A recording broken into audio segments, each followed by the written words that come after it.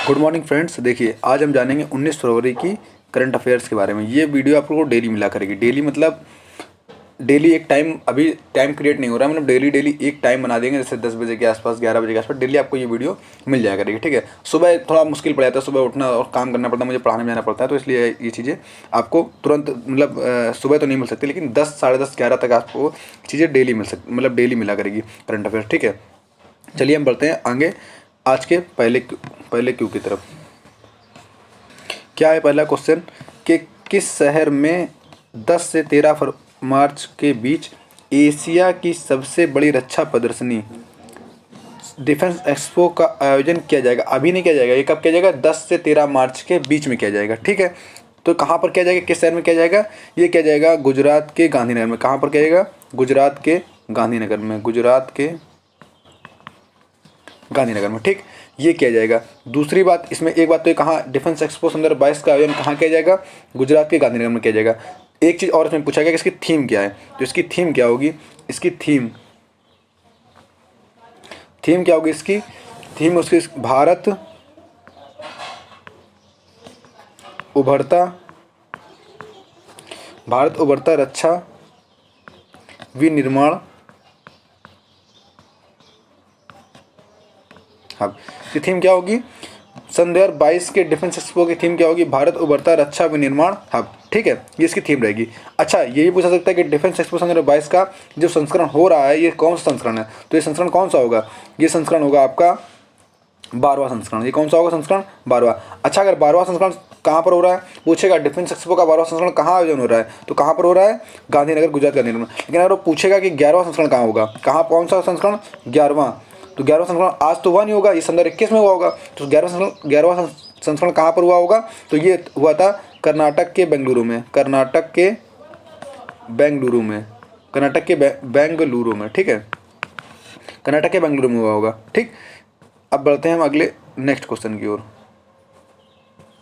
सुरक्षा बढ़ाने के भारत के प्रयास के तहत सरकार ने किसको देश की समुद्री सुरक्षा को मजबूत करने के लिए, समुद्री सुरक्षा को मजबूत करने के लिए भारत का पहला, ये इंपॉर्टेंट है, भारत का पहला राष्ट्रीय समुद्री सुरक्षा समन्वय NMSC, राष्ट्रीय समुद्री सुरक्षा समन्वय नियुक्त किया जाएगा। किसको किया जाएगा?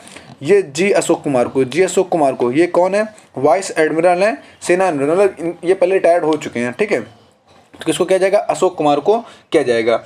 और ये जो है, ये भी नया पद है। ये जो पद बनाया गया है, ये एकदम न्यू पद है।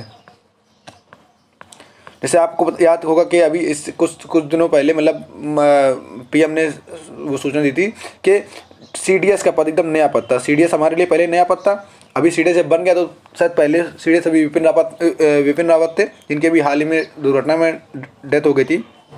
ठीक है, तो ये वही है। तो ऐसे ही मतलब देश की राष्ट्रीय समुद्री सुरक्षा को बढ़ाने के लिए किसको नियुक्त किया गया है? जी अशोक कुमार को। पूछा जाएगा। ठीक है, चलिए हम बढ़ते हैं नेक्स्ट क्वेश्चन की ओर। हरियाणा कैडर की IPS अधिकारी कला रामचंद्रन को किस शहर की पहली महिला पुलिस आयुक्त नियुक्त किया? तो किसे किया? ये कहाँ की किया गया है? गुरुग्राम की। बस इतना, इसमें कोई इंपॉर्टेंट वाली बात नहीं है। तो कहाँ पर खाली पूछा जाएगा, हरियाणा कैडर की IPS अधिकारी कला रामचंद्रन को किस शहर की पहली महिला पुलिस आयुक्त नियुक्त किया गया? तो कहाँ किया गया? गुजरात की। ठीक है, राष्ट्रपति रेसेप तय्यिप एर्दोगान, क्या नाम है? राष्ट्रपति रेसेप तय्यिप एर्दोगान के नेतृत्व वाली तुर्की सरकार, कहाँ की सरकार? तुर्की सरकार ने राष्ट्र का नाम तुर्की से बदलकर, अभी राष्ट्र नाम वहाँ पर क्या है? तुर्की राष्ट्र है। पता है एशिया का सबसे पश्चिमी राष्ट्र कौन सा है? तो वो तुर्की राष्ट्र। पश्चिमी और शायद ऊपर में जाएंगे उत्तरी राज्य जो है, जो देश है, वो कौन सा है? तुर्की है। तो ये का निर्णय किया जाए तो उसका नाम क्या बदलाएगा? तुर्की अभी नाम क्या? तुर्की है। इसका नाम बदल क्या हो जाएगा? तुर्की है। इसका नाम क्या हो जाएगा? तुर्की है। ठीक है, इसको थोड़ा डिटेल में बता देते हैं कि मतलब जब वर्ड आपको जब वर्ड पढ़ाएंगे तो उसमें अच्छे से पढ़ा देंगे, लेकिन ऐसे बता देते हैं। जो तुर्की है ना, तुर्की 2 भागों में है। कैसे? ये ऐसे, एक तुर्की जो है वो एशिया में भी है यहाँ पर, और हल्का सा तुर्की जो है वो कहाँ पर है? यूरोप में भी है। ये कहाँ सा? यह यूरोप है, और ये क्या है? एशिया है। ठीक है, तो यहाँ जो तुर्की है इसकी कैपिटल जो है वो है अंकारा। क्या है इसकी कैपिटल? अंकारा है। और इसकी कैपिटल जो क्या है, इसकी कैपिटल है अंतोलिया, सॉरी अंतोलिया कह रहे हैं, इसकी कैपिटल क्या है? इस्तांबुल है, इस्तांबुल, इस्तांबुल है। ठीक है, तो ये सब आपको वर्ड में पढ़ाएंगे तो अच्छे से पढ़ा देंगे, लेकिन अभी हम नॉर्मली बता दे रहे हैं क्या कि क्या बोला गया है इसमें, क्वेश्चन क्या दिया गया है कि तुर्की के राष्ट्रपति कौन है? तो रेसेप तैयप अर्दोगान है। कौन है राष्ट्रपति? इनकी सरकार ने क्या बोला है कि तुर्की का जो नाम है वो बदल दिया है, तुर्की नाम बदल क्या कर दिया जाएगा? तुर्की कर दिया जाएगा। ठीक है, इसके बाद हम बढ़ते हैं नेक्स्ट क्वेश्चन की ओर। भारतीय प्रतिभूति मुद्रण तथा मुद्रा निर्माण निगम लिमिटेड के 17वें स्थापना दिवस के अवसर, कौन से दिवस के? 17वें स्थापना दिवस के अवसर पर केंद्रीय वित्त मंत्री ने किस पर पहला रंगीन स्मृति सिक्का जारी किया? किस पर पहला रंगीन? तो पहले तो हमें जानना हो जाए केंद्रीय वित्त मंत्री कौन है। केंद्रीय वित्त मंत्री कौन है? निर्मला सीतारमन। कौन है? निर्मला सीतारमन। केंद्रीय वित्त मंत्री कौन है? निर्मला सीतारमन। और उन्होंने पहला रंगीन स्मृति सिक्का जारी किया है। पहला रंगीन स्मृति सिक्का जारी किया है, किसका जारी किया है? पंचरत्न का। किसका जारी किया है? पंचरत्न का।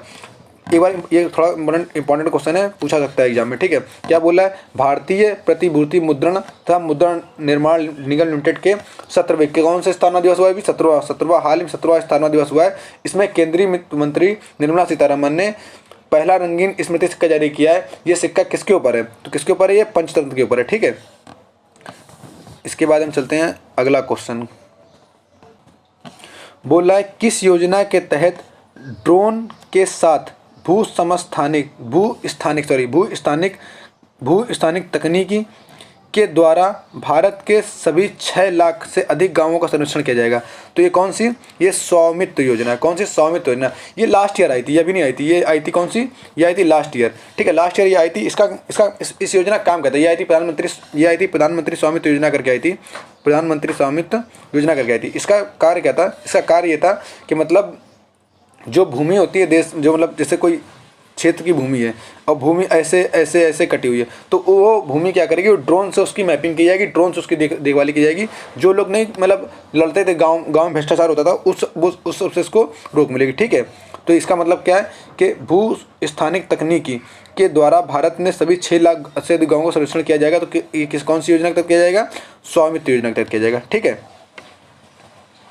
ऑनलाइन खेलों पर प्रतिबंध लगाने वाले किस राज्य के कानून को उच्च न्यायालय ने फरवरी 2022 में असंवैधानिक घोषित कर दिया? मतलब क्या कर दिया कि बैन कर दिया है। ऑनलाइन गेम होते हैं जो, कौन से गेम? ऑनलाइन गेम, जैसे नहीं किसी में जुआ हुआ टाइप का, मतलब गैम्बलिंग टाइप की जिन खेलों में होती है, पबजी टाइप की, और सब ऑनलाइन ही गेम है। तो ऑनलाइन गेमों में क्या कर दिया है? किसने, कौन सोच रहा है, कौन सी सरकार ने, किस राज्य ने उसको बैन कर दिया है? तो कहाँ किया गया? कर्नाटक उच्च न्यायालय, कर्नाटक में इसको बैन कर दिया। कर्नाटक में अब ऑनलाइन गेम नहीं खेला सकते। ठीक है, इतनी सी बात है, इसमें कुछ इंपॉर्टेंट वाली कोई बात है नहीं, तो कोई दिक्कत नहीं है। ठीक है, किस मंत्रालय ने बेंगलुरु स्थित firm new space research centre, Bengaluru में कौन सा स्पेस रिसर्च सेंटर है? Firm new space research and technology के साथ हाई एल्टीट्यूड यूड सैटेलाइट, कौन सा सैटेलाइट है ये? High altitude pseudo satellite HAPS के डिजाइन और विकास के लिए समझौता किया है। तो किसने किया? ये रक्षा मंत्रालय ने। किसने किया? रक्षा मंत्रालय ने किया। ठीक है, किस मतलब ये मतलब क्या बोल रहा है कि बेंगलुरु में स्थित जो firm new space research and technology के साथ हाई एल्टीट्यूड स्यूडो सैटेलाइट के डिजाइन और विकास के लिए समझौता किया। तो किसने किया? रक्षा मंत्रालय ने किया है। और बेंगलुरु के इस रिसर्च सेंटर ने, बेंगलुरु के firm new space research centre और रक्षा मंत्रालय ने ये काम किया है। ठीक है,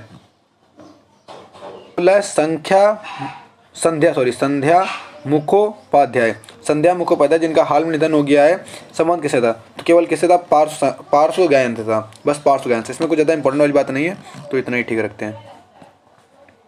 वैसे किस संगठन ने हाल ही में तंबाकू छोड़ो ऐप लॉन्च किया है?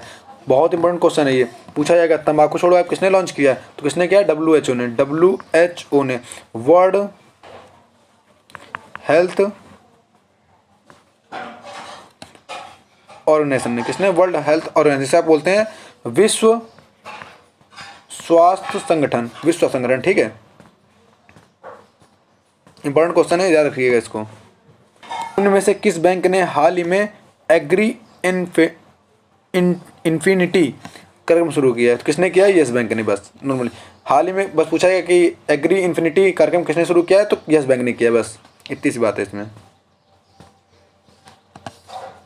इनमें से किस कंपनी ने पश्चिम बंगाल में महिलाओं के लिए वेस्ट टू वेल्थ क्रिएशन कार्यक्रम शुरू किया है? तो किसने किया ये?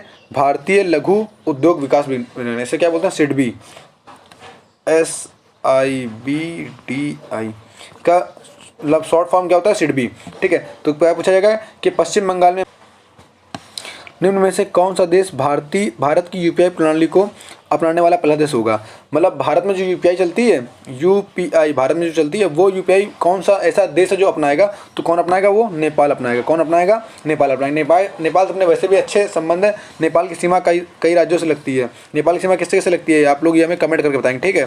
तो आपको पढ़ा चुके हैं आप लोग को, ठीक है? तो नेपाल की सीमा किससे से लगती है आपको बताना है। क्वेश्चन क्या पूछा गया कि कौन सा देश है जो भारत की यूपीआई प्रणाली को अपनाएगा? कौन अपनाएगा? नेपाल अपनाएगा। और हम बता देते हैं कि, और इसमें हम आपको ये बता देते हैं, क्या नाम है, कि जो 8 देश हैं सार्क में कितने देश हैं? 8 हैं। 8 देशों का जो सार्क है ना, उस सार्क के 8 देश हैं, उसका जो मुख्यालय सार्क का है वो कहाँ पर है? तो नेपाल के काठमांडू में। कहाँ पर है?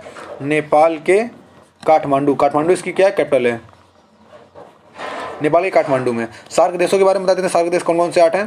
तो हम आपको यहाँ ऐसे नॉर्मली बता देते हैं सार्क देश कौन कौन से हैं। पहले कौन सा है सार्क में? मालदीव, फिर श्रीलंका। पहले मालदीव, फिर श्रीलंका, फिर भारत, पाकिस्तान, अफगानिस्तान, नेपाल, भूटान, बांग्लादेश। 1 2 3 4 5 6 7 8 ओके। कौन कौन सा? फिर से एक बार रिवाइज करते हैं। सार्क में कितने देश हैं? 8 देश हैं। इनका मुख्यालय कहाँ है? नेपाल के काठमांडू में है। कौन कौन देश हैं? मालदीव, श्रीलंका, भारत, पाकिस्तान, अफगानिस्तान, नेपाल, भूटान, बांग्लादेश। क्वेश्चन क्या था कि कौन सा देश भारत की यूपीआई प्रणाली को अपनाएगा? तो कौन अपनाएगा? नेपाल अपनाएगा। ठीक है, बस आज के लिए इतना ही। बाकी क्या नाम है, बाकी काम कल करते हैं। ठीक है।